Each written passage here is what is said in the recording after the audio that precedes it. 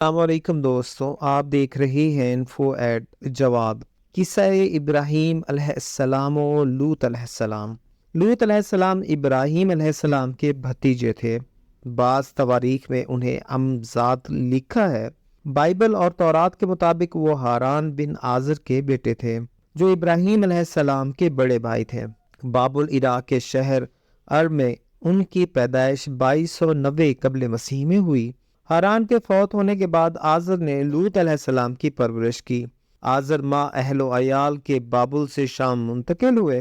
آزر کی وفات کے بعد لوط علیہ السلام ابراہیم علیہ السلام کی تربیت میں آئے۔ یہاں سے لوط علیہ السلام اور ان کی زوجہ سارہ کے ساتھ کنعان موجودہ فلسطین میں داخل ہوئے۔ قدیم دور سے اس کا نام بیت ایل پڑا۔ چند سال رہنے کے بعد ابراہیم علیہ السلام نے وہاں سے ہجرت کی، چونکہ سخت قحط سالی پڑ گئی جس کی وجہ سے اکثر مویشی مر گئے۔ جب ابراہیم علیہ السلام مصر گئے تو ان کے ساتھ لوط علیہ السلام بھی تھے۔ جب قحط سالی ختم ہوئی اور کنعان کا علاقہ سرسبز و شاداب ہو گیا تو واپس آ گئے۔ فرعون سلاطیس نے انہیں گائے اور بیل بھی دیے۔ ابراہیم علیہ السلام سارہ علیہ السلام کے ساتھ ہیبرون میں رہے، جبکہ لوط علیہ السلام کو ان کی زوجہ دائلہ کو اردن کی طرف بھیجا، جہاں سدوم اور اموریہ کے علاقے تھے۔ یہ اشوری سلطنت کے اہم علاقے سمجھے جاتے تھے۔ یہ علاقہ آشور بنی بال کے بعد چھوٹی چھوٹی ریاستوں میں بٹ گیا تھا اور ان کے سردار ہمیشہ آپس میں لڑتے رہتے تھے۔ جب لوط علیہ السلام وہاں مقیم ہوئے تو ایسا مارکا پیش آیا کہ ایک طرف سدوم اور نواحی علاقے کے 5 بادشاہ تھے۔ اعلامی بادشاہ نے سدوم پر حملہ کر دیا، جس میں اہل سدوم کو شکست ہوئی۔ بے شمار مال و اسباب، ریوڑ اور قیدی لے کر واپس روانہ ہوئے۔ ان قیدیوں میں لوط علیہ السلام بھی شامل تھے۔ یہ خبر ابراہیم علیہ السلام تک پہنچی تو انہوں نے 300 لوگوں کے ساتھ جو ان کے خاندان سے تعلق رکھتے تھے حملہ آوروں کا تعاقب کیا اور دمشق کے علاقہ خوبہ میں ان سے مقابلہ کیا۔ ابراہیم علیہ السلام نے انہیں شکست دی، چھینا ہوا مال واپس لے لیا اور حضرت لوط علیہ السلام کو بھی بازیاب کرایا۔ چونکہ سدوم کے لوگ نہایت بدکار تھے، لوط علیہ السلام نے جب ان کو ان چیزوں سے منع کیا تو ان کے خلاف ہو گئے۔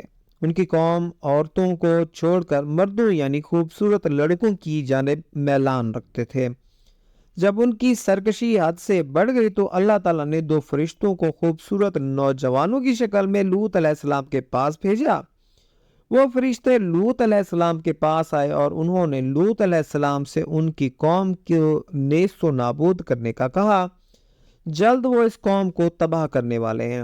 ان فرشتوں نے لوط علیہ السلام اور اہل ایمان کو جلد اس بستی سے نکل جانے کو کہا۔ چنانچہ اہل سدوم لوط علیہ السلام کے گھر کے باہر جمع ہوئے تاکہ وہ ان 2 نوجوانوں یعنی فرشتوں کو پکڑ سکیں، لیکن ان کو اس کا علم ہی نہیں تھا کہ وہ تباہ ہونے والے ہیں۔ بائبل کی کتاب پیدائش کے مطابق جب لوط علیہ السلام وہاں سے نکلے تو وہاں قریب ایک بستی صغیر میں پہنچے تو سدوم اور اموریہ پر آگ اور گندک برسنے لگی۔ پہاڑوں نے لاوا اگلنا شروع کر دیا اور سب کچھ تباہ ہو گیا۔ لوط علیہ السلام جہاں آباد ہوئے وہ شمال کی جانب حجر یعنی مدائن صالح سے گزرے۔ ایک جنگل ایکا ہے، اس سے آگے تبوک ہے۔ تبوک سے 250 میل شمال میں بحیرہ مردار، جس کے جنوبی ساحل پر سدوم کی وادی تھی۔ اس کی 4 بستیاں تھیں، سدوم، اموریہ، ادمہ اور زبائن۔ قرآن مجید نے اس شاہراہ کو جو یمن سے حلب تک جاتی تھی امام مبین کہا ہے۔ جس بستی میں لوط علیہ السلام مقیم تھے وہ سدوم آج کل لسان کہلاتا ہے، جو ایک جزیرہ نما ہے اور بحر مردار کے بیچوں بیچ واقع ہے۔